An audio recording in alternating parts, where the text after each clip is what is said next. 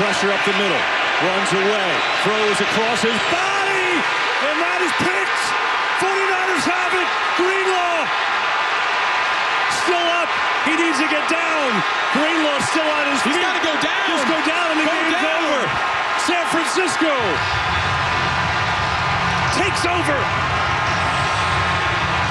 Hey, yo, it's Zuski, man. You listening to the 95.7 The Game, The Morning Roast with Bonte and Shasky.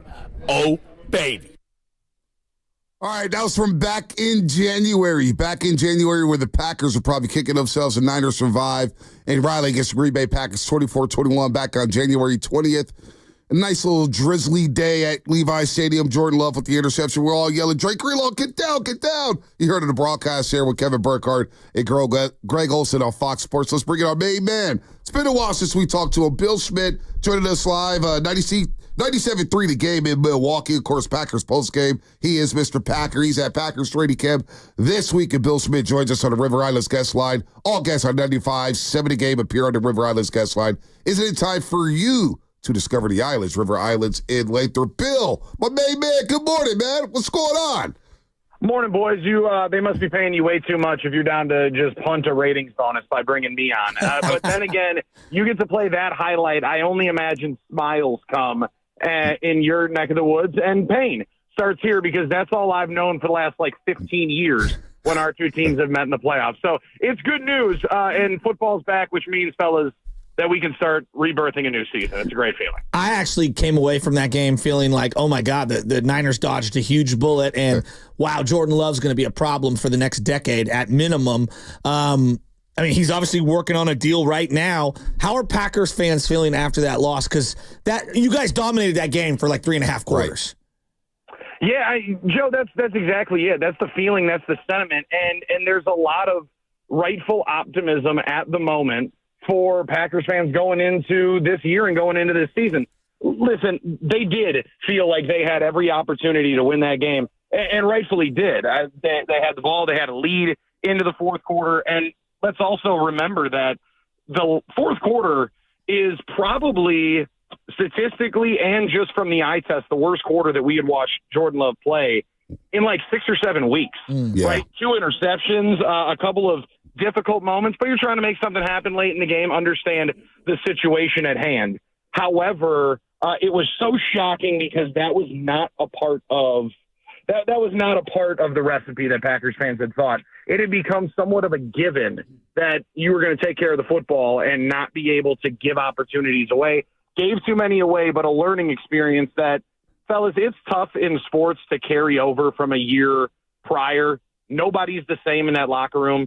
Some guys have gotten engaged. Some guys have had kids. Some guys have had a third kid, which can only change the dynamic in your house a whole lot. So everybody's in a different place in life. However, they're saying all the right things right now that they're going to be able to carry over the energy and the optimism from a year ago.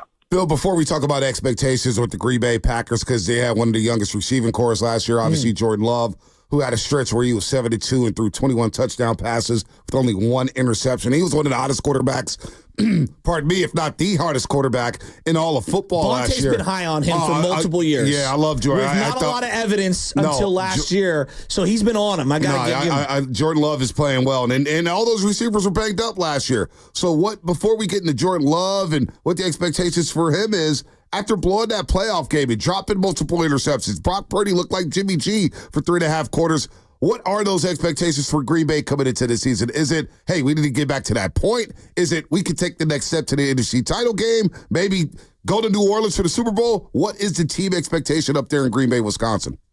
Well, the last part of it, Bonte, people have not really been shy about mentioning Super Bowl, which I think is crazy from a year ago, not knowing what you had. Now, I am proud of you for being the first one on Jordan Love from what Shafsky's given me. There were a lot of people that were wanting to be a fan, but just didn't know what to expect, because also just take into account what we had seen from Jordan Love, not only in the regular season, one game in Kansas City where Rodgers gets COVID 3 days before, and they scrap the game plan. They go in there. Spagnuolo threw the absolute kitchen sink at him. I mean, they brought 7 to 8 man blitzes 4 or 5 different times in the game, and we're laughing at the fact that they were just going to be able to send the house and get home.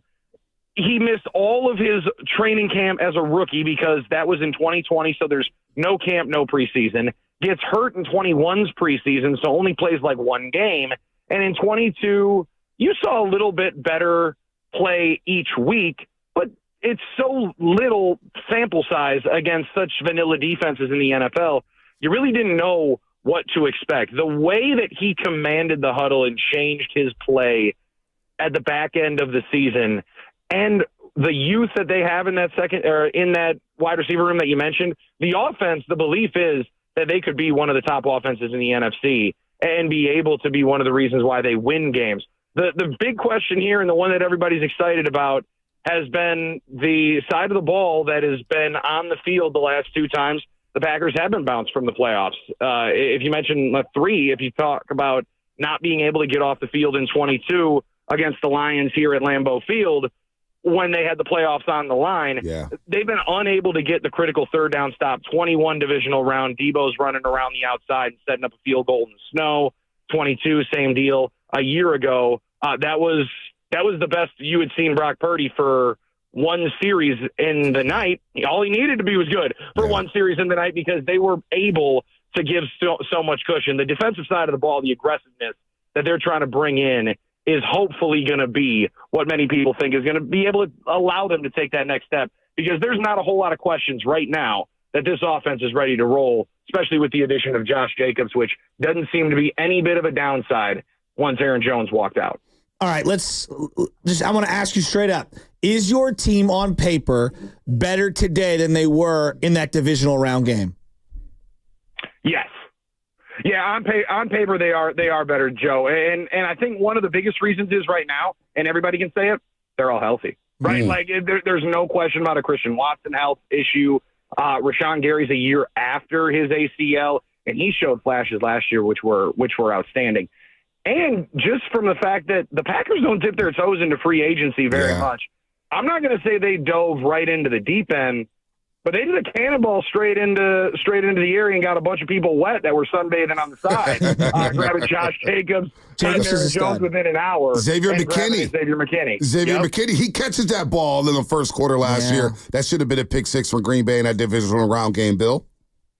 Absolutely. And you mentioned Keyshawn Nixon, who ends up dropping that one, which was assured pick six.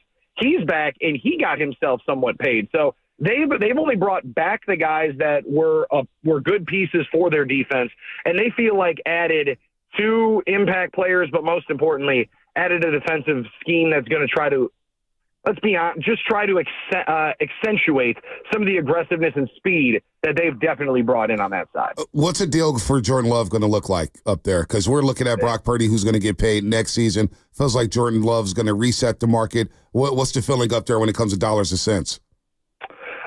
Nobody really knows, fellas. I wish our business allowed us to make 9-figure business deals.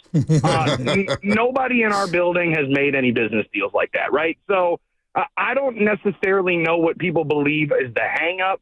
Many people just think that it's the last couple of T's to be crossed and I's to be dotted.